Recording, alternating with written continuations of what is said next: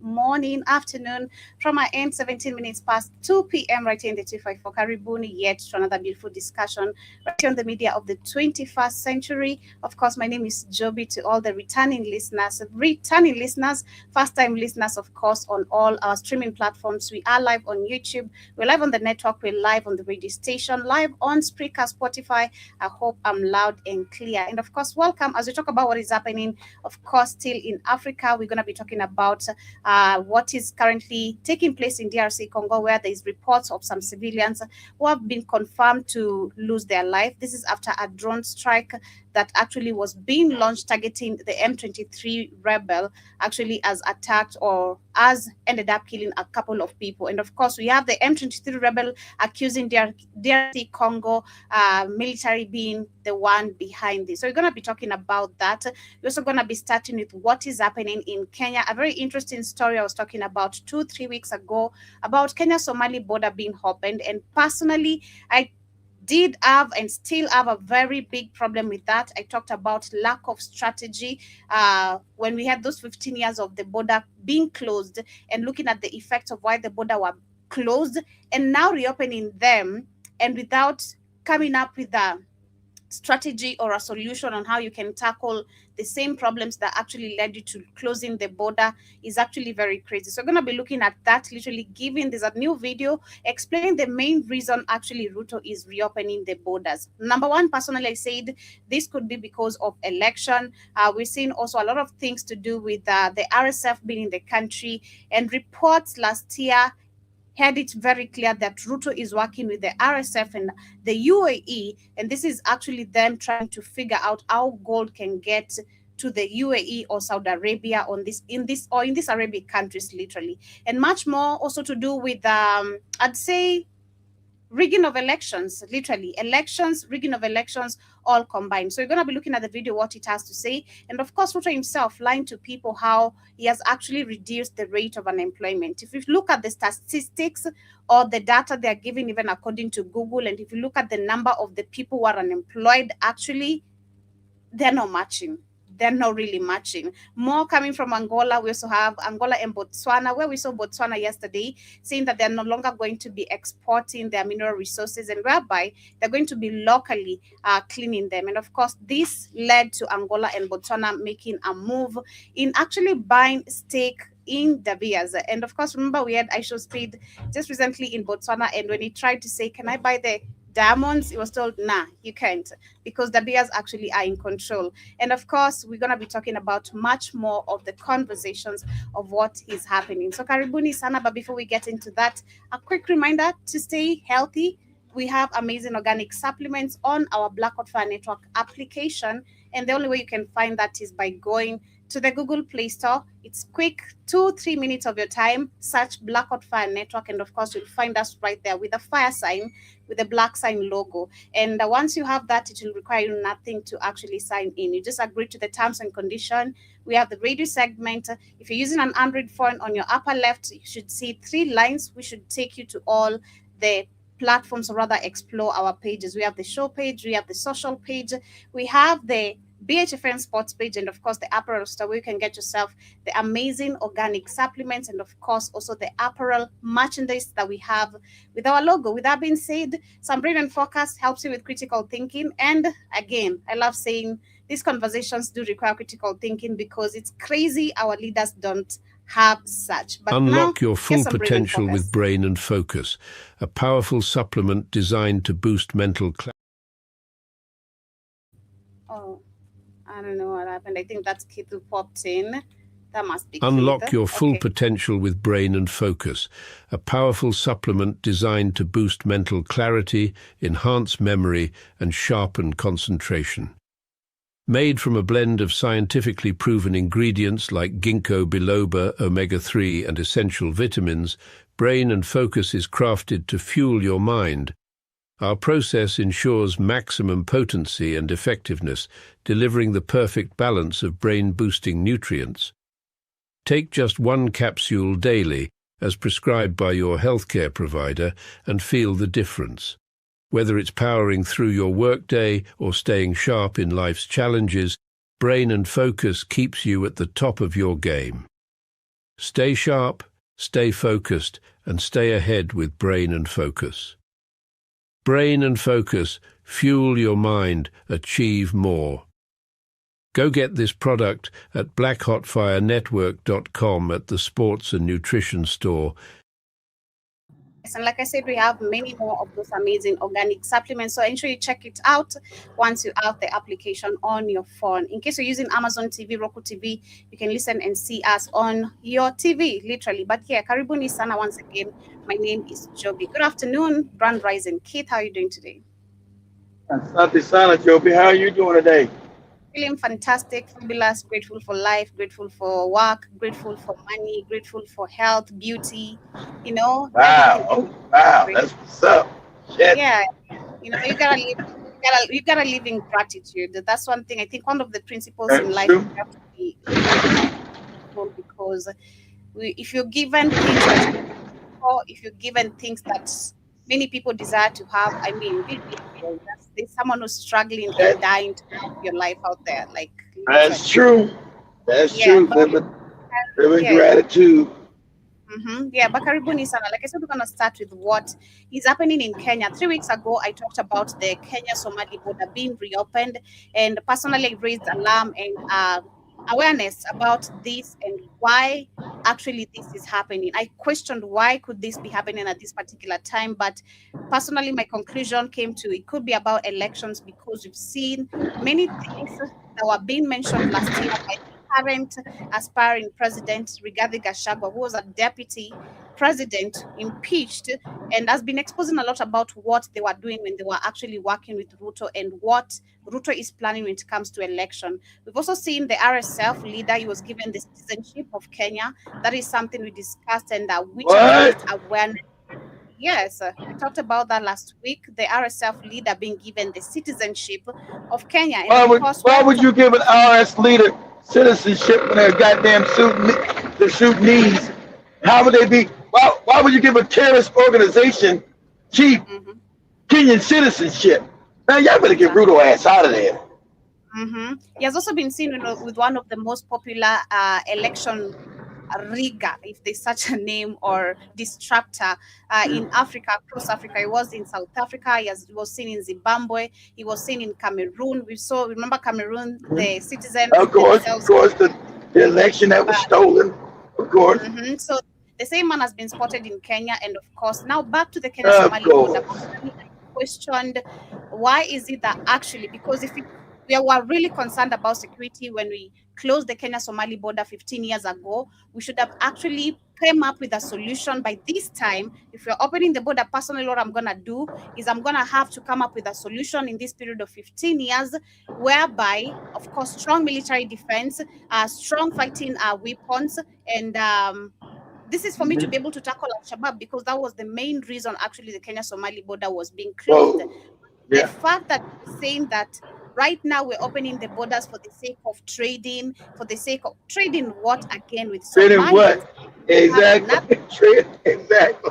We have nothing. Exactly. So exactly. Ask yourself, if that was the case, why are most of Somalis living in Kenya? You don't got a bunch of Kenyans living in no Somali. There are no Kenyans, as they call themselves, Somali Kenyans. There's no Kenyan Somalis. So there's so many dots to connect this and why this could be happening. Now, the RSF leader being given citizenship, and of course, that's crazy. Remember that what is happening in Sudan is all about to do with resources, especially gold and oil as well. And we have the UAE. Gold and oil from the UAE, who's now getting bombed, getting ass bombed. Dubai. How many cities they got? Dubai, Abu Dhabi, Doha. They're getting bombed back into the Stone Ages. Damn right. Charlie Tensky said yesterday, you say wiping their ass from the gut. You know, like Tensky says it from the gut. It makes me laugh. It's really funny. But anyway, share this as we get started. Na ya Somalia zimeanza mazungumzo ya kufungua mipaka yetu pande ya Mandera, pande ya Abandiboi. Pause it for a second, Joe. Pause it for just a second. Let me see. You guys are in Africa. You don't understand this history, colonizing. See, the European knows that they're going under. They don't have any resources. They can't really fight you on the ground no more. So this is going to come. They know that you're stupid because they kept you stupid. They know you're worse than them. So this is going to try to flood into Africa and just take over Africa that way. And shout out to the other some Kenyans. That's just, I guess that's the joke. Yeah, the truth. And they're trying to RIP you out. I mean WRIP you out. Yeah. That's the goal still. Go ahead. Ya Kiunga na sehemu zingine za mipakani. After 15 years of keeping the Kenya-Somalia border locked like a crime scene, Ruto wants to open it. It was a crime scene. Why now? And who is this really for? Is it for... I think he's using because the fact that you're opening this border and you've not come up with a proper solution of how... Exactly. Yeah, our police are weak ass people. Right? We've seen Museveni himself threatening us. Oh, are you Kenya? I can deal with Kenya accordingly.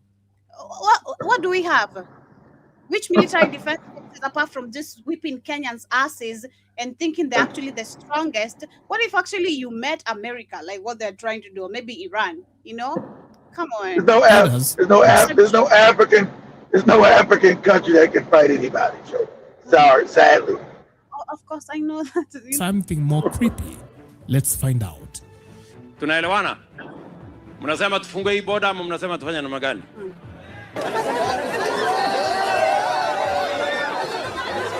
You see, the 680-kilometer border has been treated like a national security scar since 2011. It was sealed off during Mwai Kibaki's era, when Kenya's leadership decided the safest way to deal with Al-Shabaab was simple. Shut the door, lock it, and keep the key.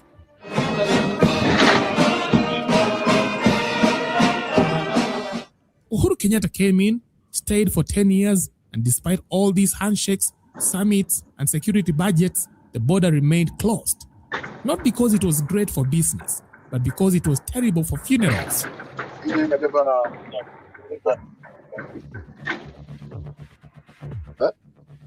Now, Uhuru is gone.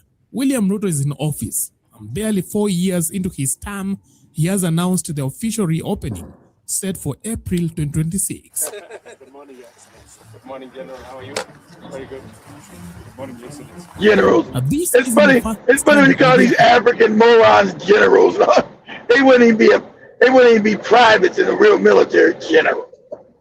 Right? These low budget ass planes that they don't make, all kind of raggedy ass equipment. Shit's crazy. Been floated. The plan was announced back in 2023.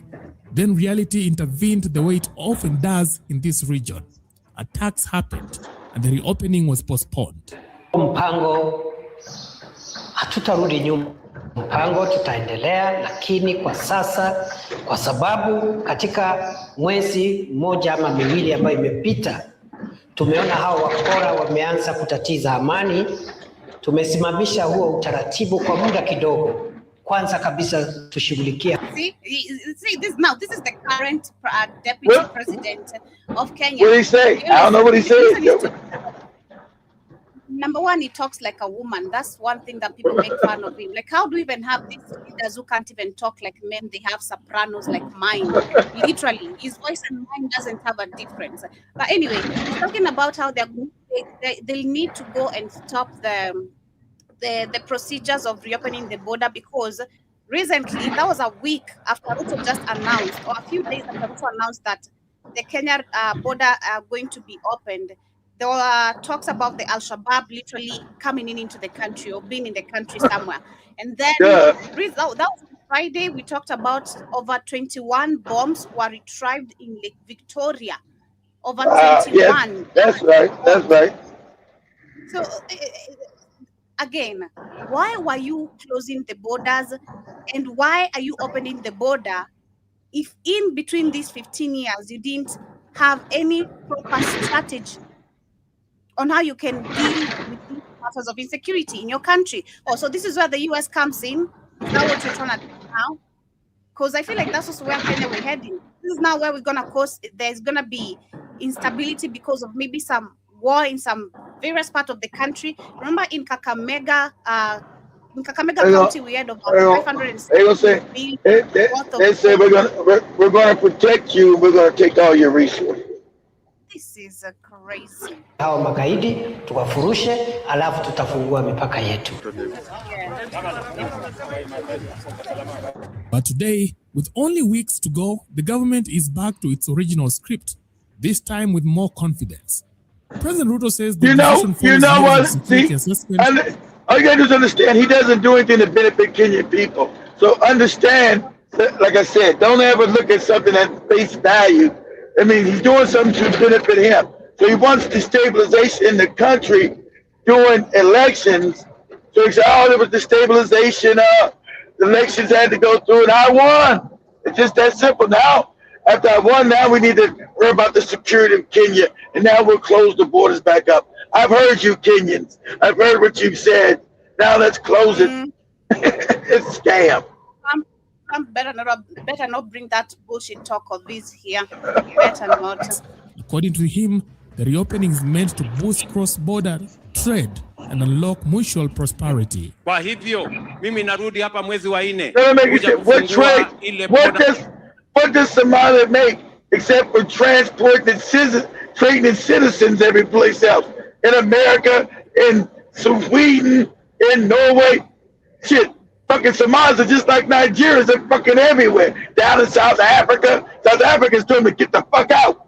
We want all you Somalis, get your ass out of here. In Kenya, and you go to Uganda, they're there. They're down in Tanzania. All they do is export their citizens. They don't. What do they make? Nothing. Dust and hunger. That's what they do. Exactly. Post ya kuunganisha sisi na Somalia, na tutakuwa na askari wa kutosha kuhakikisha kwamba magaidi na wakora wengine hawatahusika. Wafanyabiashara wa Kenya, wa Somalia wataendelea na biashara. They export dust, hunger, and that inbred head. Wakora tutashughulika na wao.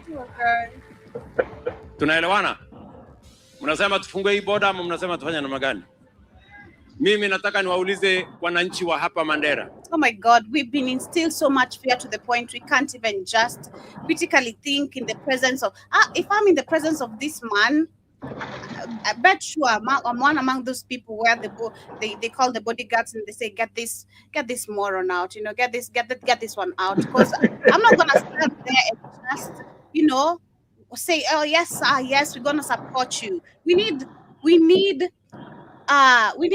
you to tell us what is, apart from trading, how is it that you're going to deal with security? Because it's just saying, oh, we're going to deal with this criminal, don't worry about it. How? By the help of who? Again, this is why I see America coming in. Because America and the British. Because remember, all these bases, they stole all Kenya's resources. So I told you, gold has like a vein. You know, there's gold in Sudan, and then there's gold. It has a vein, just like your arm has veins. Oil has veins. So the same minerals have veins. So if they found in Sudan, they would be found in Kenya because they're found in Tanzania. So if there's a vein going through Sudan, down through Kenya, into Tanzania, they have veins. But Kenyans are told they don't have no resources because the British has been stealing all of them. That's why all these fake parks they made, all this fake shit, so they can steal the resources out of Kenya. They've been stealing trillions of dollars out of Kenya. Trillions. Go ahead, Joe. They're doing it now. Nyinyi na waomba na viongozi wa Mandera, sisi wote tuwe ni watu ambao tutapigana na Al-Shabaab. Hawa Al-Shabaab ni watu bure. Mimi nataka niwaeleze. Cheap talk. This is such a cheap talk. Mimi na nyinyi tutaungana, serikali ya Kenya tutashirikiana, nyinyi mtusaidie tuweze kukabiliana na wahuni na magaidi, ndio Mandera hii iendelee na maendeleo, iendelee na biashara. Now, let me tell you, Mandera is one of the counties. We're discussing this again on Friday on the Rhythm Scoop Show. There's one of the ladies, the comedian who comes from that county, and she happened to go back to give aid because she knows the condition of the place. Most of the people need sanitary towels, the women, food, support there. So her as an influencer, she always collects her money and goes to help the people back in the community. But this time when she went back, found that most of the people actually don't even have have not taken water for like almost a month. They're thirsty, like they're just crying water. Whoa, where's the water at? There's no water, exactly. There's no water. There's just no water. Like in that county, there's no water. The water, I'm saying, why they built, like I said, it's always Africa. And it's not like why would they build these salads? It's not like this really water. Trust me, if we have Mr. Beast on that ground, again, if they dig the boreholes. Exactly. That's what I'm asking. Exactly. But the government won't do this. So when she went there, she started crying. So now we have Ruto talking about we're gonna deal with Al-Shabaabs in this Mandera County, or you guys don't worry about it. People are already worried about it eating alone. Of course, because they're gonna come kill them, and they're not gonna do shit about it. That's the whole thing. We're gonna go. I'm gonna show you guys something. I gotta show you guys something about the African mind. Like I told you, a lot of these African cats are gotta be bubblegum. I'm sorry. Gotta tell you this. So remember Joby showed that video like last year between the Kenyan, I don't know if Joby remembers, between the Kenyan official and that Mahdi Hassan. You remember that, Joby? The Mahdi Hassan interview with that guy, the interview, and the Kenyan, I don't know what Kenyan politician was talking crazy. You remember that one? Remember Mahdi Hassan, the journalist? Not really. I know you wouldn't remember. I'm gonna tell you how you pull it up before we leave because we got time. I'm have you look for that after you get done because we got time. We got no air time no more. So I'm gonna do it at the end. I'm gonna show you the same as another interview Mahdi Hassan just did 2 days with a Nigerian counterpart talking absolutely crazy. Same thing the Kenyan guy. It's like because there's been no accountability in Africa. These men, I understand why these men, motherfuckers don't show up on time to work. No accountability. It's like it's crazy time. It's the same crazy shit you seen with the Kenyan. You're like, it's a crazy shit. Like what? And this makes Africa the laughing stocks. So he's telling people right here, I'm going to protect you. He has no protect you how? With what? He can't even bring you clean water. He's not even bringing you water. So he's going to protect your life when these crazy Somalis come across the border killing people. So it's a lack, south of the Nigerians understand, who live outside Nigeria. This is a lack of care of African lives. They don't care. That's why they got to be bubblegum. This is crazy talk. Maendeleo ikue na isaidie kuchangia katika uchumi wa taifa letu la Kenya. It sounds reasonable, sounds measured. In fact, it sounds like a president who has done his homework. Exactly. It sounds like, I have a strategy. I don't worry. I have the best military defense security. I have the best weapons. You guys don't worry. Because the fact that the attack at Westgate was the craziest. And it's a lie because, common sense, like there was a critical thing. It's a lie. You have Kenyans in Haiti not doing shit to get blown the fuck up. Not getting paid. They can't even pay their goddamn people in Haiti. Kenyans got people in Haiti that they haven't been paid. So how are you going to stop the Somalis coming across the border and Al-Shabaab being backed by the Europeans? Getting what are we talking about? The same man actually has said that he has given and reduced the rate of unemployment with millions of people having jobs being created. That is since 2022. Where is that at? Exactly. What are you talking about? What job? See what I'm just saying?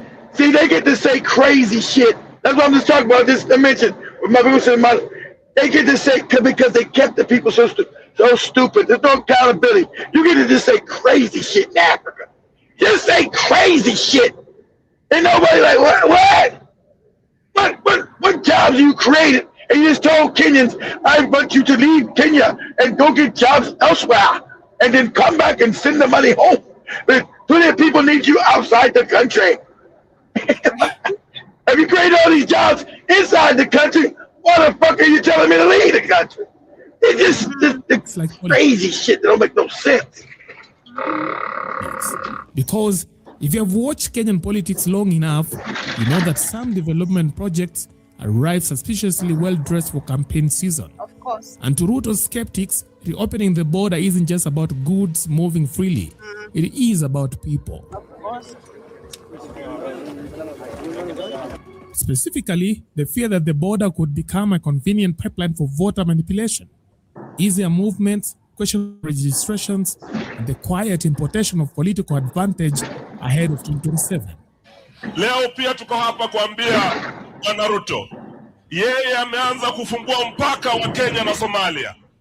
Kuna sababu tulifunga mpaka ule tukiwa na Mwai Kibaki, sababu kulikuwa na tishio ya usalama wa taifa letu. Al-Shabaab are still a threat to the people of Nairobi and the people of Kenya. Yes. Lakini sababu anataka kutoa watu nje eti waje wajisajili hapa wachukue kura, ati ajaze kikapu chake. And the sad fact, I'm gonna tell you now, sad fact, they already in Kenya. You got a big ass Somali community that up in there. And they're Al-Shabaab sympathists. That they're already in there, stupid. They're already in there walking amongst your ass. You got no clue. You supposed to never have allowed that. Over the last 15 years, you've allowed that Somali community to double and triple. They're already there. Go ahead, Joe.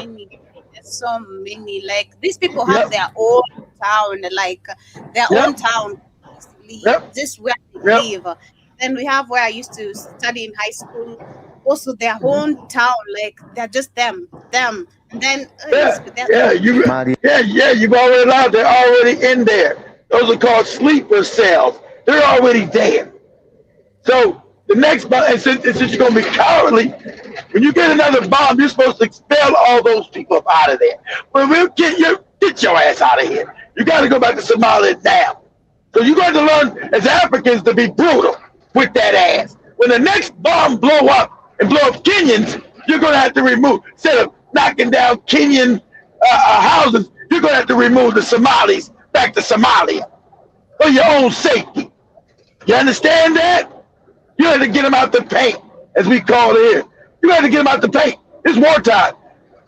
People bombing you, those are war tactics. So you got to remove the whole community. We've been here for 20, I don't give a fuck if you've been here for 100 years. You got to go back to Somalia. Now. Oh, you got to go. It's refugee camps are being given IDs. And these IDs they are given because when they start the registration drive, they'll be asked to register. Because they want to capture this gap here.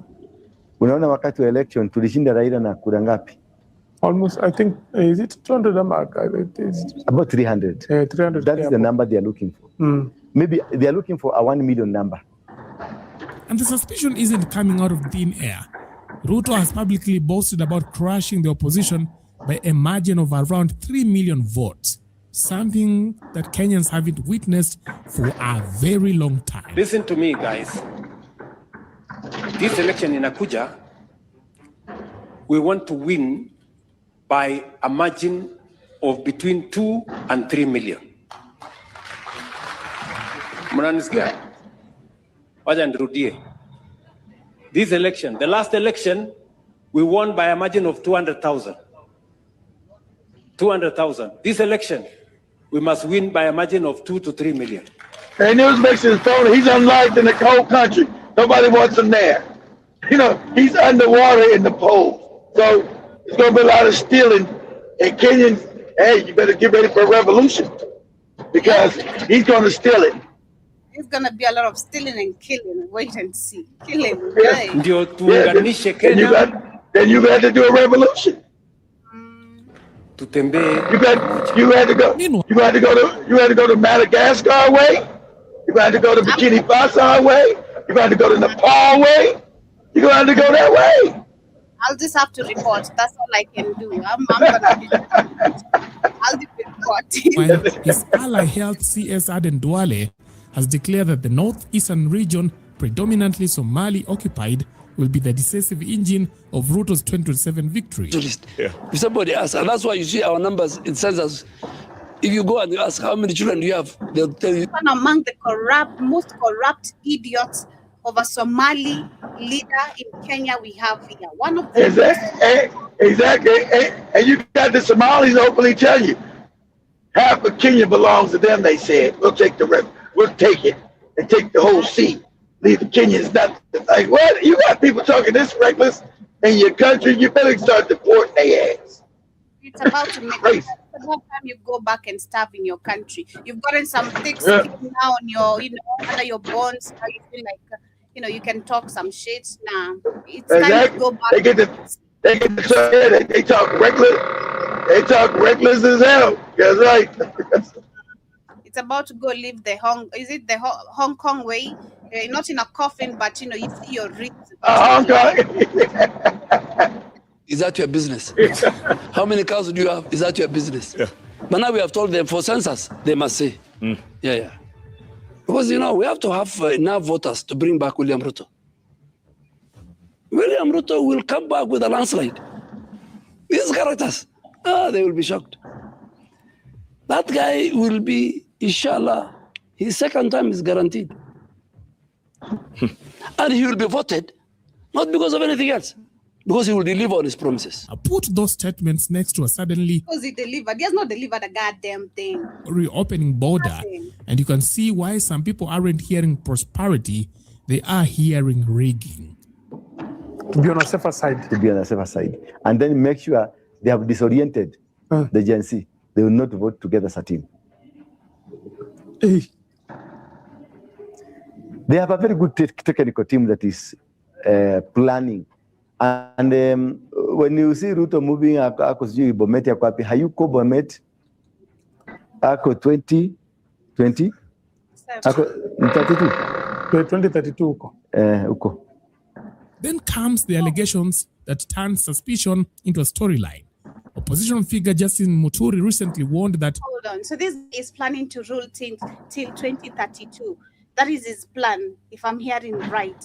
That is according... Wow. Okay. Improper voting is not just a future fear. It is already being trialed in by-elections. He cited the Mbeere North by-elections, claiming a voter told him they were ferried into vote despite not being registered in that region. An allegation he links to the victory of a Ruto-aligned candidate, Wamudende, over the opposition.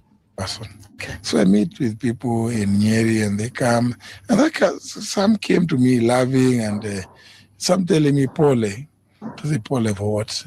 And they told me, we know, do you know actually we voted in Mbeere in November? Okay. So I said, what do you mean? You couldn't vote in Mbeere. He said, no, we voted in Mbeere. How? Are you registering as voters in Mbeere? There were about 3 people. Yes. They told me, no, we are not. And we don't have to. So we joked, and then one of them said, let me tell you, the system you people have, and these are people now who voted for the UDA candidate. Yes. So that you people in the United Alternative Government, yes, if you are not careful, as William Ruto has said, yes, he will win by between 2 and 3 million votes. Yes. You'll be shocked that is going to happen. Perhaps the most... I don't think people or most of the people are yet to understand. Some people do. And I feel like if you've been following the history of Ruto, I don't think people understand the type of a guy we have. This is, I'd say, more of Museveni. But even... Of course. More of Museveni, but in a more brutal way, in a way... He's a psychopath. There's so many hidden things that I can't even talk about. I can't even alleged things that we hear as Kenyans about this guy. Like, God damn, what? This guy? Wow. Nah, I don't. It's about to be chaotic next year. Controversial card Ruto has played is the removal of extra vetting for border region ID applicants. The vetting process dates back to the 1990s under Daniel Arap Moi and continued through the administrations of Kibaki and Uhuru Kenyatta. It was designed as a security filter before national identity cards were issued in sensitive border areas. The current administration says scrapping the process corrects a long-standing injustice against Kenyan citizens in those regions who struggled for decades to obtain national IDs. Ile ubaguzi ambayo watu wa Northern Kenya wamebaguliwa kwa maneno ya vitambulisho na passport. Mimi niliwaambia tutafutilia. This is crazy. He's giving people IDs, make the citizens to capture their votes. Go ahead. Mbali mambo ya vetting, na watu wa Northern Kenya watapatiwa vitambulisho na passport kama Wakenya wengine. Garissa hoye. Tunaelewana bwana? Na nasimama mbele yenu leo kusema kijana wa Northern Kenya, mama wa Northern Kenya, msichana wa Northern Kenya sasa atapata kitambulisho na passport bila ya vetting, bila ya kuulizwa maswali kwa sababu. This is very sad because the fact that we have, again, remember we had complaints from Zimbabweans, from Zambians. Some people were complaining about not even getting an ID.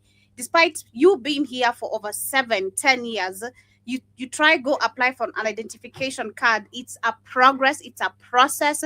You need to bribe hundreds of people before they give it to you. So now, because we're headed towards election, why can't the same people, why is it that it's just the Somalians?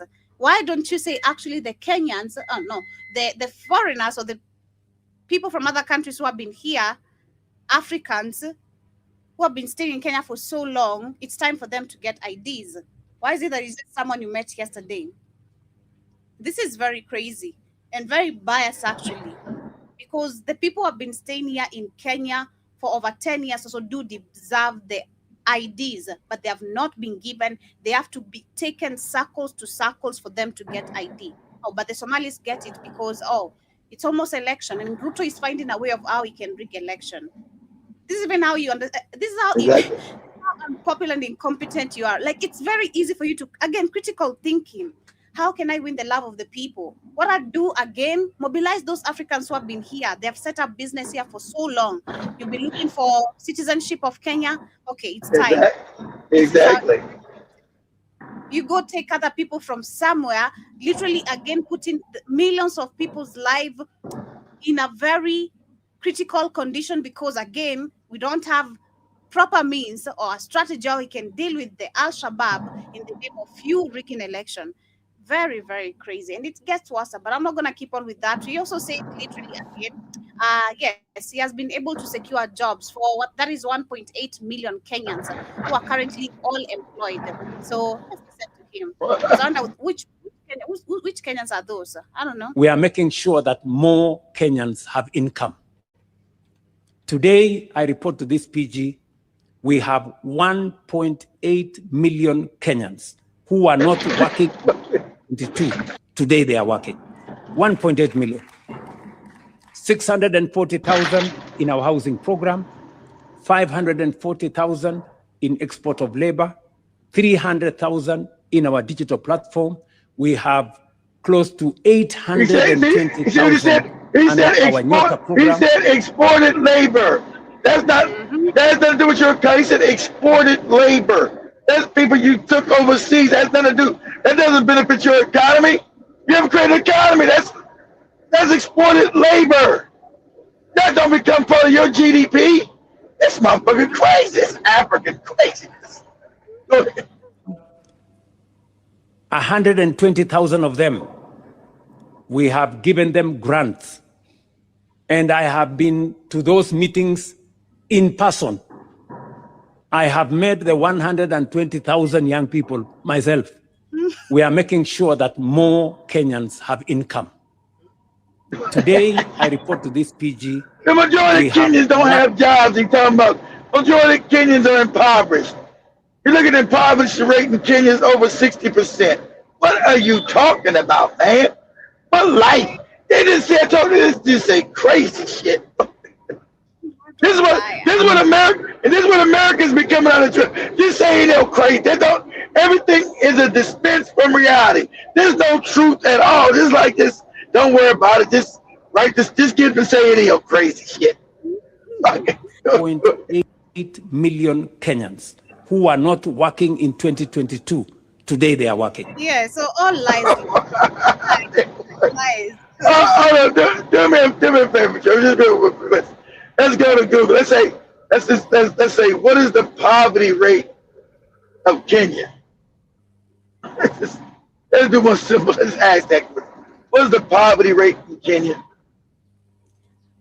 Google says as of 2022, Kenya's overall poverty headcount rate was 39%, with over 20 million people unable to meet basic daily needs. And according to the damn, that's extreme poverty. You only got a country of 50 million. This talking about 20 million can't survive. God, that's not poverty. That's extreme poverty. What are you talking about, man? It's going even higher because that was in 2020. So they're saying based on the reports from early 2026, the overall poverty rate in Kenya is estimated to be around 39 to 40%, with some projections indicating it could be as high as 49.9%, depending on the definition used. That is the national poverty line and international food poverty multidimensional measures. So yeah, that is it's going higher. It's not even reducing, and he's talking about the rate of employment having to increase. Why are people demonstrating? Why are people chanting Ruto must go? Because there's nothing you're doing. Exactly. It was so great. Exactly. It was so great. It was so great. Why would it be? Exactly. It was everything so great, like you're saying. Why was one of the most mass protests in Kenya's history 2 years ago? Since everything was so great. What are you talking about? Our man should not be, people should not be on the street chanting you should go. Burkina Faso, look at literally a good example of the Burkina Faso, how we have the Western media and the Western countries pushing for them to again go back to civilization and put up an election date. Go back to election date. The people. Yeah, we want to do it. We're not going to tell us when to set up an election. If you want, you as other countries want to do election, you go ahead. We, the people of Burkina Faso, are comfortable trying as long as you want. And they're comfortable with that because he's actually doing things for the people. They feel comfortable. Exactly. They feel things are being delivered. But that's right. The Europeans don't want that. That's the fake amendment. This is like the fake democracies in the Middle East. When Iran said, hey, these are not democracies. Same thing in Africa. These are not democracies. These are fake family kingdoms set up by the British. And that's what they were. Yep. And there's a video of Patrice Lumumba I was listening to, not Patrice Lumumba, but Thomas Sankara, where he was talking about I have the voice of the people. The moment you have the ear of the people, and you can speak something they understand and you put actions into it, it's gonna be very hard for the yeah, he was trying to mean that it's gonna be actually where the Western countries will never leave you alone, literally to go exactly because they live off of your resources. You must be in poverty, Joby, for them to live good. Yeah, but you must go here. Is saying, how are you telling you've been told you must go and you're still claiming you want to sit here? Like, please get the hell out. You're not welcome here. That is not your house. Go back to your own home. And that is maybe to the white daddy's home because Kenya is not your country. But we also have Botswana. We remember that was yesterday we talked about Botswana saying that they're going to be taking control of their resources, and by locally processing them. I'm gonna do like Joby. I'll believe it when I see it. Exactly. Oh, yeah, sure. That is what's up. I kind of believe, I kind of like this guy. That is, his name is Bok. I kind of like because I feel like he's bold, one among the bold African leaders, as much as he's not fully made moves to make Botswana how he wishes to see it. Because if you listen to his speeches, actually, he talks a lot of sense when it comes to Africa. And again, recently we saw him saying one of the things most of these African leaders are scared to say: I'm not coming to your country. You come to my country. You're the buyer. not coming to us the same. Exactly. Because African, he's saying that most African leaders are cowards, and they're put there by white people to do white people's biddings, and that's true. But, Yeah, I find him cute too. It looks cute. Okay. It's a good, yeah. Yeah, but yeah, Well, yesterday we saw he's an African man, so you got your DNA. So, Joe, go ahead. my type, very much my type. All right. I think Okay. Morocco has banned the export of raw. That was yesterday. He banned the export of raw materials requiring resources such as diamonds, copper to be processed locally before being exported. And now, a few hours after that decision, they actually collaborated with Angola to buy the stake in De Beers. Remember, we just said recently. Remember, the white people told them. The white people told them they better not buy their own diamond company. The white people told them, because who owns the De Beers? The Rothschilds. So the white people told them, the IMF, the World Bank, say, you bet not buy your own diamond company that from the diamonds that come out of your ground. How exploited the Africans have been to remain in poverty. It's crazy. You got white people, and like me telling Joe, you bet not sell the water coming out of your sink to nobody. I own your water. It's my house. What I tell you, nigga? It's gonna be crazy. White people, man, again, despite understanding the history and these people's nature, you still can't. You can't make this shit up. Like you can't just make that. You can make this shit up, and they are comfortably, boldly. Yes. Stand up on business. Like see, like Trump. Yeah. Trump is a good version of the rest of these idiots behind the cameras. Literally, Trump is actually a good example. And he does it very nicely, very, very nonchalantly. You know, we're gonna have a friendly takeover of Cuba. We're coming next for you after this. Like friendly. What do you mean friendly takeover? Exactly. How you gonna really just take over some shit? Exactly. And personally, times never fathom the things I'm reading, the things I'm reporting, the videos you can't fathom the mentality of these people. Again, That's right. That's right. Remains the only word you can describe them. They're psychopathic because That's right. It's crazy. But yes, they're saying that the diamond game is changing and the crown jewel of the diamond world, De Beers, is up for the grabs, and Africa is ready to claim its throne. And we have Angola American, which is looking to sell 85% stake, and the neighbors are making major moves. Angola is stepping up with the bid of 20 to 30. Imagine you gotta buy a company, your own diamonds. Hey, can you imagine this? Only Africa, where you gotta now buy your own shit back. It's crazy. Go ahead, Joe. And then we also have, they're saying that Botswana already holds 15%. Imagine Botswana is the producer of the diamond itself, but only holds 15%. But that's what Joey said. We always get the peanuts. Man, there's no. That's exactly right. Now, Joey's too smart. Exactly. These deals, like Magafuli said, don't make no sense. Only a drunk person would hire this. You know how many drunk people they got in Africa? A lot. You're not gonna come dominate me, John. Like, nah, you're gonna have to kill me first for real. You're gonna have to kill me. Personally, I believe I'm a fighter. I'm not gonna let you just. You're a fighter. That's why you're there. Walk on me. That's why they hit a blackout fire in Africa. Because you are a fighter. I can have nobody weak. I can have nobody asking, why are you yelling? What?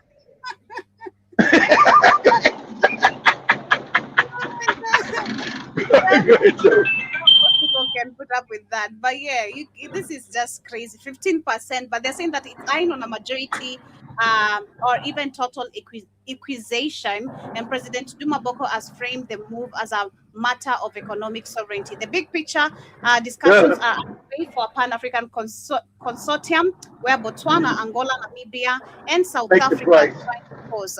And this would allow the world's biggest diamond producers to finally control and market the market. How about that, Joe? The biggest world's diamond producers actually get to own their own shit. What? Only Africans don't. Africa produces the most oil, don't own it. Africa got the most diamonds, don't own it. Africa produced the most gold, don't own it. Africans produce the most cobalt, don't own it. Africans produce the most copper, don't own it. Africans produce the most uranium, don't own it. Africans produce the most cobalt, don't own it. You're like, what the fuck is going on? Exactly. It's really crazy. But shout out to Botswana. Personally, I kind of like the bold move Botswana president is moving. That's what you got. That's what you got to do. You got to get back. You got to get back your wealth, Joby. Can't have African people poor. And you're the richest continent on the planet. Exactly. And Namibia, I'm hoping to see Namibia also do more than how they're talking. But on the other hand, we have the U.S., which yesterday warned possible terror threats targeting its facilities in Nigeria. So could this be something being done by Iran or America itself? That is something. I don't know, but well, they were attacking Iran, which is a Muslim state. So you might got some crazy Muslims in northern. Remember, these goopy Negroes, goopy Africans only care about their religion before their race and even their tribe. If they're goopy Christian, sadly, that comes first. If they're goopy Muslim, that comes first, sadly. So with them taking another Muslim country, but there are no Shia Muslims in Nigeria, they're mostly Sunni. So because the Shia are the Iranians, they're the ones attacking the Sunni. But I don't know. You're never concerned with this goofy, crazy African politics. But anyway, besides that, Joe, we can do this real quick, Joe. Do this real quick. We're gonna do a juxtaposition. Go to TikTok. It say Mani Hassan is an M-A-N-I. Mani Hassan talks to Kenyan official. Then we're gonna say Nigeria. As soon as I showed Joe, he said, "Yeah, I remember this." Remember, Joe was laughing. He just talking crazy. Mani Hassan. He's part of the Al Jazeera network. Mani is that Indian guy. Mani Hassan, Hassan. I guess Mani Hassan talks to Kenyan official because it went viral. Now you remember. Now you remember. About what was it? The topic? I think it was about either the finance bill, something like that. So I want you to show this one. And then we're gonna show the one he just had with the Nigerian official saying crazy talk, and that went viral too. What? I said this is the same. This is look though. This is Africa. This is not Kenya. Nigeria. This is how Africans work by these moronic ass morons. Yeah, it was in Kimani Shungwa. Yeah, I remember this one. And up in rivers, forests, quarries, mortuaries. The authorities have yet to investigate or prosecute anyone for these crimes. Kenya has a history of police brutality and lack of accountability for serious abuse. All Africa has and then we're going to talk about the guy in Nigeria. You have a lack of accountability. All Africans African men do not know how to deal with accountability. It's a problem. Sadly, there's a problem with African men and accountability. It's like it's a disease. Don't bring no accountability here. But go ahead, Joe. My rights watch said not what I'm saying. Yeah. They laugh. He's talking crazy. Human rights group over a politician who started by saying, "I won't give you straight answers." It is their take, Mehdi. It is their take, and I didn't come here to give their take. I came here to give my take and the perspective. So they're wrong, you think? The police officers they have no accountability. It's a crazy shit, right? Go ahead, Joe. These officers must be held to account. But they have to.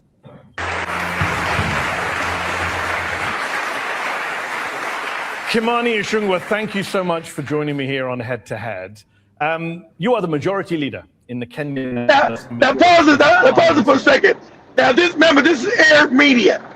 The Arabs are showing how incompetent Africans are. Understand, there's always a political thing. I'm gonna show you the Nigerian. Joe, we show this. We're gonna show the Nigerian. Remember, Al Jazeera is from Qatar, the racist ass Arabs. They're showing that yes, we need to go back and colonize these niggas because they're stupid. This is what this means. I want you to understand on a wider level what this is showing. This is embarrassing African men saying they're stupid, they're moronic, and they should not be leading these rich African nations. We must go back and steal their shit because they're stupid.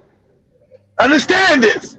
This is a mean. That's why you see with Kenya, which is a big country in Africa, instead of one of the giants, then they're gonna go to Nigeria and they're gonna make them laugh instead. This on purpose.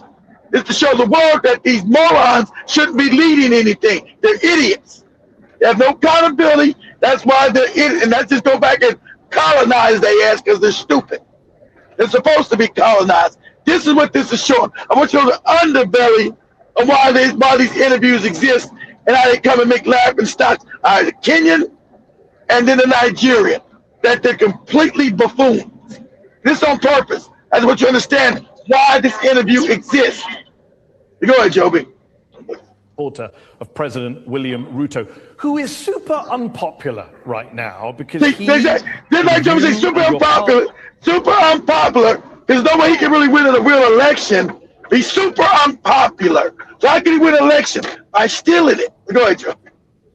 Party haven't delivered for the people of Kenya. Exactly. In the 2022 election manifesto. Now remember, pause it. Hasn't delivered. Now Ruto, now juxtapose what Ruto said. I've created so many jobs. I've done so much good stuff. I've done this. But the reality, he's done nothing. He's a horrible failure. But I've done this. I've done that. The Africans, the politicians are completely detached from reality. They get to just say crazy shit. You're going to see it here, and I'm going to show you the Nigerian dude. Just completely detached. Fuck it. We know our people are stupid. Why we got school fees. No one knows we are critical thing. So we're unaccountable, and we get to just say crazy shit. Good, Joe. 181 promises. Can you tell our audience tonight how many of those have been fulfilled over the last 2.5 years? True, as you say. The perception out there is that the administration is quite unpopular, nothing uncharacteristic of any administration 2 years after an election, especially an administration that came into office in the backdrop of a very dilapidated economy with very many promises, as you said, but I can assure you that will change in due course. The implementation of a manifesto is page by page, chapter after chapter. But you haven't implemented. That's the problem. It is being implemented. How many of the 281 promises have been implemented? I'll not give you a straight answer of 2 or 10 or 200, but I'll tell you. You're the first politician who said to me, I will not give you a straight answer, just bluntly. I can give you an answer. I've got the answer. It's 14. Out of 281 promises. That means 95% of your promises have not been met 2.5 years in. That is your number, Mehdi, not my number. It's not my number. It's the number of Mizalendo, a non-partisan parliamentary monitoring organization in Kenya that tracks all parties. I want you to know how bad the British, how these Europeans set up these politicians. They get to just lie about anything. Numbers don't mean anything. I don't agree. I don't care. Because understand that's why they got school fees in Africa. Keep everybody stupid. You know what the fuck is going on. So there's no accountability. He gets to just say crazy stuff. I don't agree. So Martin said, it's in your own damn thing. You 95% failure rated. Well, I don't care what that says. It doesn't matter. Yeah, because from the fact that there was no accountability even before he got to this interview, he knows it's not going to be anywhere that's going to happen to him. Exactly, Joe. I always say this person should not even be given a mic to talk. Like, why should you even be given a mic to talk? Why should we be listening to you? You should shut the F up and you go to jail. Because there's nothing you've done but stolen money. Of course, I want you to see. Go ahead. Go play, Joe. President Ruto said he would give free internet and phone calls to Kenyans. He hasn't. He said he would start an inquiry into cronyism. He has not. He said he would ratify the International Convention Against Enforced Disappearances. He has not. I could go on and on. Kenyans are frustrated because they were lied to during the election campaign. Well, maybe as I told you, and they're still disappearing people today. Because he ain't signing that shit. Go ahead, Joe. And that is well, has he ratified? Has he ratified the international convention against enforced disappearances? Ratified very many international conventions. But has he ratified the international convention against? He said he would do it straight as he comes to power. It's been 2.5 years. He could do it with a stroke of his pen. Why has he not done it? He is yet to ratify, but it is work in progress. Was there a timeline for its ratification, according to Mzalendo? Many things had timelines on. Was there a timeline? He said he would do. So the fact there is no a timeline, he should not have done it. He promised. He said he's going to do it. He should have did. He's supposed to did that his first month in office, Joby. He doesn't plan to do it. That's almost election time. He ain't never done it. So exactly, it's like he said he would do a public inquiry into cronyism within 30 days. Didn't do that, exactly. Yeah, a public inquiry just to establish the extent of cronyism and state capture and make recommendations. Page 6. Cronyism, people stealing. He's talking about people, what Joe just said, people stealing money. Cronyism is his people stealing money from the government. Did he do it? No, but go ahead. Has he done it? It's been more than 30 days. It's been 2.5 years. I'll tell you, Mehdi, if you read the NADCO report, there are recommendations on what is to be done on state cronyism, on state capture, on extrajudicial killings. That is captured in the NADCO report. But you haven't done what the manifesto calls for on multiple things. And look, you know, and you admitted, to be fair, that people are unhappy. There's a perception of the government that's unpopular. Yeah. Kenyans have been most upset about people are unhappy. Yeah. And yet, when thousands of young Kenyans took to the streets in protest of your government last year, the finance bill, your government opened fire on them, killed them, forcibly abducted and disappeared them. How do you justify such a violent crackdown on your own citizens in a democracy? First, let me say this. In a democracy. As you said, you never allowed me to answer the question. I told you the manifesto is being implemented chapter after chapter, right from housing to the cost of living. Just say, and remember this last year, none of this shit's been implemented still. They get to just say crazy shit. But go ahead, keep going. Because we're going to use, after this, we're going to go to the Nigerian who just did his 2 days saying the same crazy shit. Go ahead, Joe. What was to be done in 5 years, in a short 2 years. Well, some of them you said you would do in 30 days and you haven't. But just deal with the violence. Exactly. How do you justify what happened last summer in Kenya? Exactly. Now I'm coming to that. I said the cost of living. I can tell you what we've done with the cost of living from the subsidizing of nothing. Nothing. Exactly. Nothing is even worse. Exactly.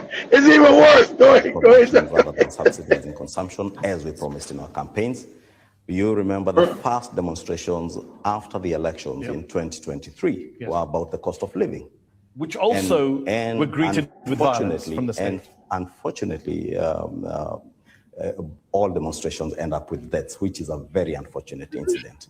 And it is not true that people demonstrate and you open fire. Demonstrations ain't supposed to end up by getting shot. The nature of what happens with our demonstrations, they turn violent, and the police have to intervene. And let me say that at this point, it's not just unfortunate. We all regret the loss of life during the 2022 demonstrations and even the demonstrations of June last year. Unfortunate that lives had to be lost, but it was not that. Fire was opened on young. Yeah, the way you talk, lives had to be lost. No, lives exactly. They don't exactly pause that. Exactly. People shot in the head. See, I told you. Now I want you guys to make sure you keep listening to this, because we're gonna go to the Nigerian as well. I told you there's that's why they don't build shit. There's a callous, which they were talking about, a callous dislike for African people and African lives. They don't give a fuck. That's why systems don't work in Africa, why roads are fucked up in Africa, because they just don't give a fuck. It's callous, it's crazy. And they know their people stupid and uneducated, so there's no accountability for these motherfuckers. There's no accountability. He just spews crazy stuff. Loss of life, fuck it. Things happen. Things don't happen. You went out and shot innocent people in the head. What are you talking about? Well, our people are stupid, and I go home accountable. We get to shoot motherfuckers in the head in Africa. What we do? Go ahead, Joe. in a democracy of all life things. ought to have been lost, and nobody can justify the loss of life anywhere in the world out of demonstrations According to a Reuters investigation, 19-year-old Charles Owino went to a protest, was killed with a gunshot to the head. The police recorded his death as a road accident. 21-year-old Shaquille Obienge, as a road accident. Of course. Police recorded his death as a road accident. These are mistakes. Sometimes we just don't know. We thought maybe it was a road accident, but you shot in the head and you did it. Well, things get mixed up. Go ahead, Joe. It's just so regrettable. Why is the Kenyan police covering them up? Fortunately, Mehdi, we have a very robust constitution in the country. The best constitution in sub-Saharan Africa. Your constitution allows you to shoot people in the head? What are you talking? Is that crazy talk? Your constitution allows you to shoot people in the head and then call it a car accident? What are you talking about? It's a constitution they don't follow and a constitution they're trying to change because it protects so many rights and privileges, literally, constitution. Exactly. That makes sure that everybody is held to account for your actions, including the police. You've mentioned 2 or 3 people. I think from IPOA's records, the Independent Police Oversight Authority, from their records, they have recorded about 60 deaths from last year's demonstrations. And there are some, I think about 30-something that are still under investigation. They have dismissed some after close the files after investigation. Therefore, I can assure you, the police may even somebody within the police force may desire. Can you tell our audience tonight how many Kenyan police officers in the country will not allow you to? You say that this is great rhetoric. How many police officers in Kenya have been prosecuted for their role in the violence in 2023 or 2024? Can you tell us how many? I'll tell you from the last year's demonstrations. 3 are already in court. 3 police officers have been prosecuted. 3 are being prosecuted. Are being prosecuted, but none have been prosecuted. Another 34 cases. Before you prosecute somebody, you have got to investigate. So you have to. This is what Human Rights Watch said last week. It takes a year. Bodies of people showing signs of torture continue to tell. It takes a year to investigate and lock somebody up. Ain't nobody been locked up. Have yet to investigate or prosecute anyone for these exactly. crimes. Kenya has a history of police brutality and lack of accountability for serious abuse. So you want to believe what Human Rights Watch said, not what I'm saying? Yeah. Yeah. Because I'm going to believe a human rights group over a politician who started by saying, I won't give you straight answers. It is their take, Mehdi. It is their take. And I didn't come here to give their take. I came here to give my take and the perspective. So they're wrong, you think? The police officers are being held to account? They are wrong because the police officers must be held to account. But they haven't been. And that is why we have institutions to hold them to account. He gets to say crazy. They must be held to account, but they haven't. And they still haven't today. It's 2 years later. Who's been prosecuted and thrown into prison? Nobody. Well, they must be held to account. They just must be held to account. Well, when? What day? Give us a date. Well, I can't give no date. No one's going to be accountable. Okay, Jimmy, go. Say, Mali Hassan interviews Nigerian politician. We got the guy's name. You're going to get the same crazy talk that went viral. Same crazy talk. Today is Daniel Bala, Special Advisor to President Tinubu of Nigeria. President Tinubu. He's been on the political scene in Nigeria for decades, first as governor of Lagos and now as president since 2023. Why can't go so fast? He gonna say it shows that things are getting worse since you guys came in. Yeah, but that's your opinion. No, this is what the numbers show. These are the same thing the Kenyan guys. These are showing you guys have been absolute failure. And things have gotten worse. Well, I don't believe that. But that's what it shows. Go ahead, Joe. Crazy talk. In a very impoverished country, and there's a lot of mystery as to where he got his wealth. You're very impoverished. Exactly. So you're a very impoverished country. Anybody, all these African countries are impoverished. How everybody like Kagame, Ruto, Museveni, are they all multi-millionaires in impoverished countries? Yeah. See, I got to stand and say Dubai, those Arab countries, because they're rich, because they're stealing from Africa, and they doing this other shit. They get to keep their own money. So they're rich countries. So you can see why their people would be rich. Their fake kings are rich. But African, you're all impoverished countries. There's not a one rich African country. You're all poor. So how do I got all these rich leaders from poor countries? See, you're stupid, you know. We know you're stealing. You don't got industries. So how are you rich? Go ahead, Joe. So let me have found a slower one. I think that one was fast, and the first one it was going to Okay, fast. good. Yeah, it was going super fast. Who take that one? Political tactician. How does he wield power? Daniel and others have accused him of vote buying in the past. How does he wield power in your view? Yeah, I mean, I think you need to understand the context of Nigerian politics, right? Oh, that's after the interview. That's the guy. That's them talking. That's an over the pound. That's after the interview, Joe. But you go. Nigeria is now the fifth deadliest country in the world. Are you proud of that record? Yep. I acknowledge the fact that we have insecurity in Nigeria, and until the hoax narrative of the Christian genocide, then we began to see back-to-back attack in Nigeria. We had for the first 2 years of the president's administration a substantial peace in Nigeria. Actually, the number of deaths went up on the president's watch. After this incident of a Christian genocide. And by the way, when did that begin? There is no country of the world today that is free from insecurity. No, there I are agree. parts of London that's why you can't go in the evening.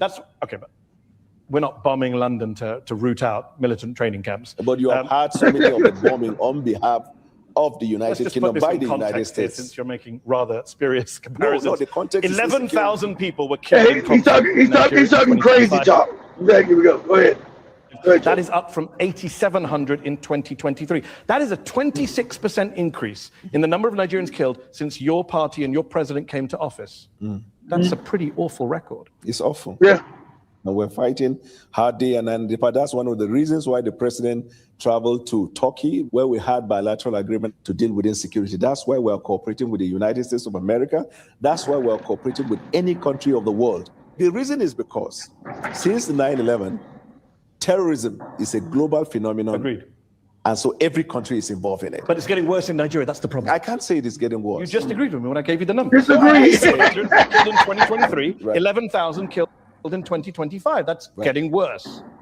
How many people were killed in the United States last year? In conflict-related violence, probably. So this is not a conflict. This is an act of terrorism. Okay. So how many people were killed in the United States in terrorism? Excuse me, sir. It wasn't 11,000. This is part of what Donald Trump many years ago in his first term classified the Western media as what? Fake news. The reason is because context matter. This is not Western media. You right? are well This aware. Is not Western media. Yes, I understand. But this you is are conflict, location and event data. ACLED, No. the most respected group When that you- counts conflict-related violence around Let the me world. ask you, where there is a terrorist I could also attack, give do you know another that an armed source. conflict? I mean, National Human Rights Commission. This is a Nigerian group. 2,266 people were killed by bandits or insurgents in the first half of 2025. That's more than were killed in all of 2024. You are failing. Amnesty International says you are failing at security. The numbers don't lie. It's unfortunate, and as a government, And it's getting worse. we're working day and night And to it's deal getting with worse. that situation. I don't agree to the fact that it's getting. I don't agree to the fact that it's getting worse. Go ahead, Joey. It wouldn't help what to say. Remember, there's a time I was reporting where we had girls being kidnapped, literally. That is the previous president, the one who just like literally.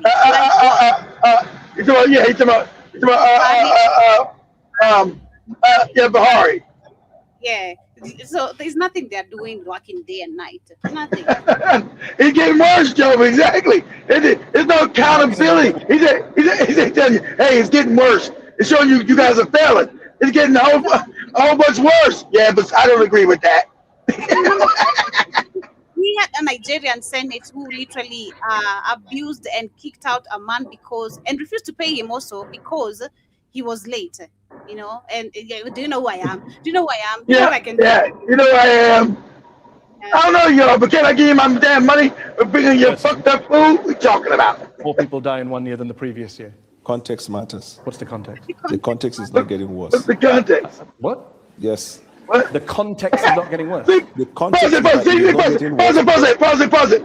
You see the Nigerians laughing, say what the Kenyans doing? Say what the Kenyans laugh the other guy? Because there's no count. The governments are so fucked up. They're so corrupt, so wicked, so evil. What did you say to me? What is the context? The context that you're not doing shit. You're fucked up. and you say some crazy, what is the context? The context I just told you get is worse. That's the context. He gets to say this crazy shit. Go ahead, Joe. You see, this is a water, right? Okay. If you have the water half, you this can is a water. Half filled or half empty. This is crazy shit he's saying. Western media always see Nigeria, Africa, and some of the activities in Africa as half empty. Excuse me, but we see it as half full because when we look at it, and when I say context, we see it. We talk about what the numbers are showing. The oath of office. Yeah. We knew the situation in Nigeria, and you made it worse. When he made the decision, he made it worse. The whole state to put Nigeria in better trajectory. We were well aware. You made it worse. He said, he can say we made the decision to make a bold statement to do our best. Yes, you made it worse. Yeah, but so what? And we did a bold trajectory. They laugh because this is ridiculous. Back to Head on Al Jazeera. My guest today is Daniel Bwala, Special Advisor to President Tinubu of Nigeria. Let's talk more about your boss, President Tinubu. He's been on the political scene in Nigeria for decades, first as governor of Lagos and now as president since 2023. He's a very rich man in a very impoverished country, and there's a lot of mystery. Don't be laughing. Don't be laughing. He said, you're a very impoverished country. There's no goddamn plant in Nigeria, but that's goddamn. As to where he got his wealth, that may be in the billions of dollars. What do you say to people who highlight allegations against him of, quote, massive corruption and misappropriation of funds? Of course, yeah. Actually, it's your opinion. In January 2023, you talked about the legal petition against him that involves, quote, massive corruption and misappropriation of funds. You were in the opposition and were very critical of his. You talked about it too. What I said, because what you just say is not a true representation. January 22nd, 2023, you said the petition against him involves massive corruption and misappropriation of funds belonging to the government of Lagos State, abuse of official office, conflict of interest.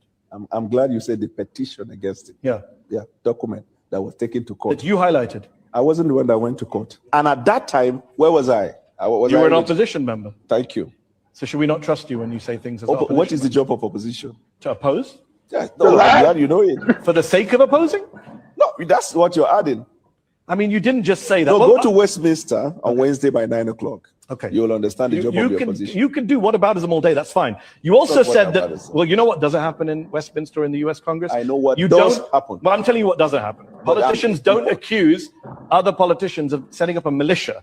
You said they also accuse the governing party. You said at the time. Mistake in judgment in appointing someone that eventually turned out to be somebody in the FC. Yeah, if you think that this is comparable to Starmer and Mandelson, good luck to you if that's your defense tonight.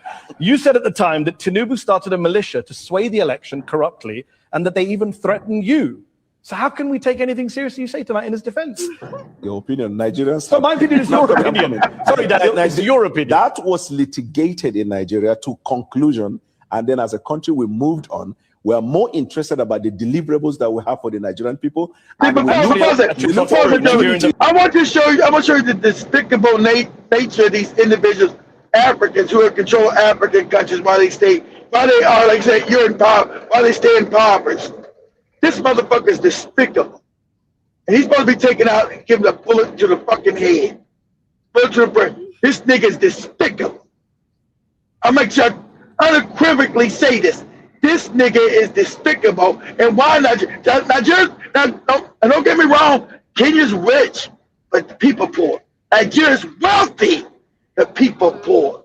Because of these niggas that were put in there by the British system to keep them impoverished. He's supposed to be taken out, put a bullet in his fucking head. That's how bad he is.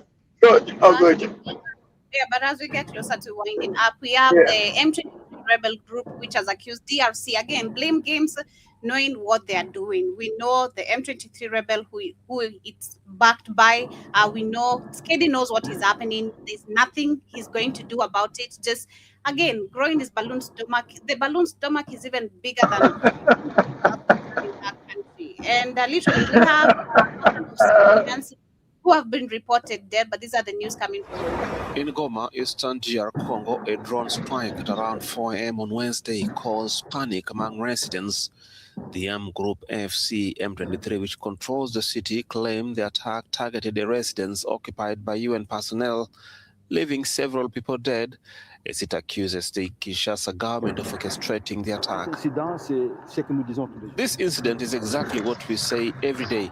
We have repeatedly denounced that Tshisekedi and his regime attack civilians beyond the front lines. They have violated the ceasefire, trampled on it, and imposed a war targeting civilians. Today, we see it clearly. Here, civilians were sleeping at home at 4 a.m. and a bomb was dropped. On the ground, the damage is extensive. The targeted residence was largely destroyed by the explosion, followed by a fire that was later contained by firefighters, while UN peacekeepers were also deployed to secure the neighborhood. UN peacekeepers again. I'm about to say, when these peacekeepers again get back in the Congo? This is crazy. Yeah, so this is again, I'd say we're witnessing either America taking control of DRC Congo itself, and the M23 rebel are being told rocks, of course, which is Rwanda, which is time to kick rocks, nigga. You forgot, like, we control this territory. You just take it. Now, gonna act like you're bigger than the program. You're gonna show you the program is bigger than yourself. So that is what I believe is actually happening currently in DRC. And again, it goes back to those leaders. If they're taken to the same conversation or panel again, the same excuse, the same cheap talk, the same words, there is nothing they can say. Actually, accountability has been held this way. They don't even have evidence of accountability. Even leave alone even accountability, auditing itself. We don't even have proper auditing in Africa to even show that accountability of funds, of so many things.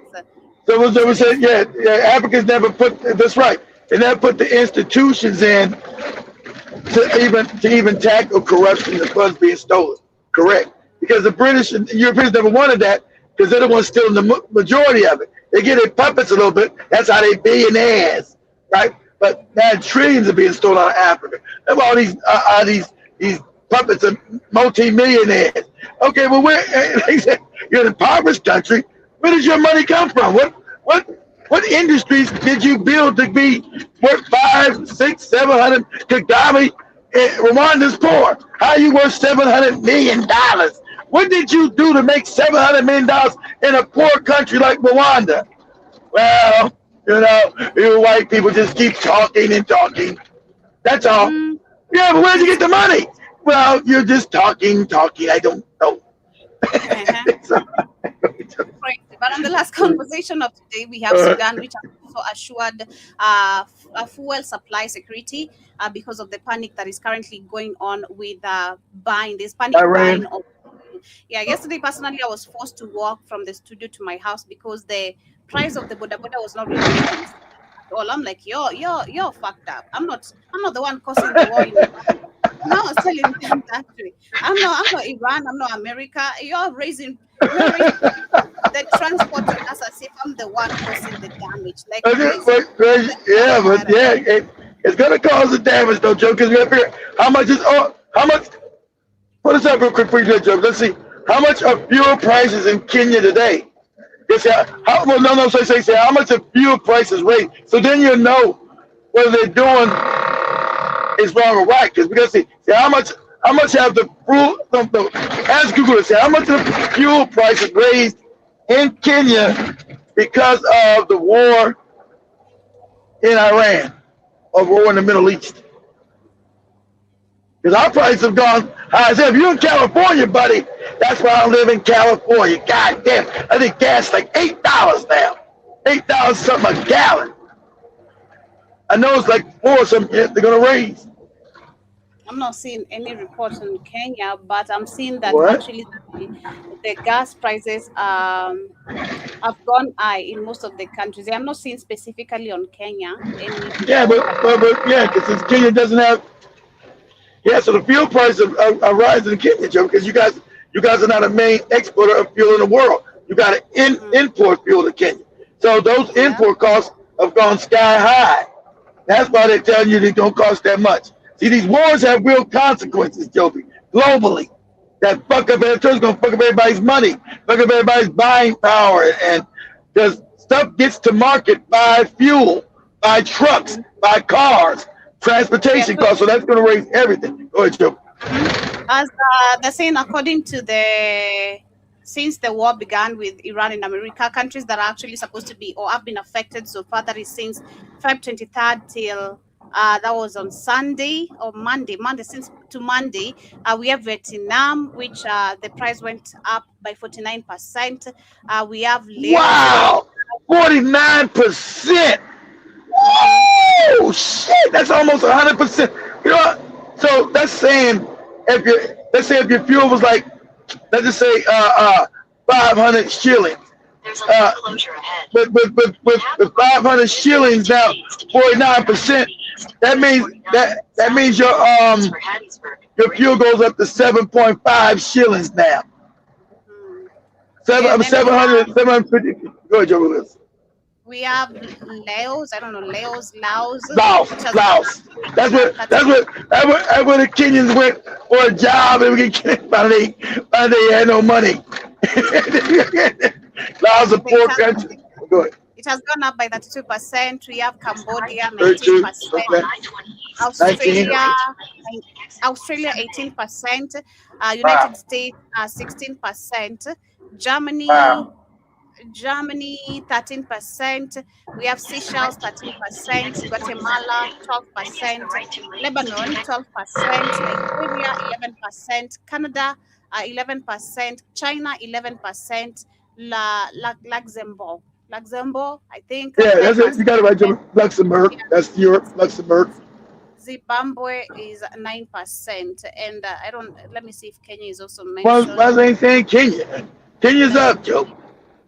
That's why they're giving you price increases.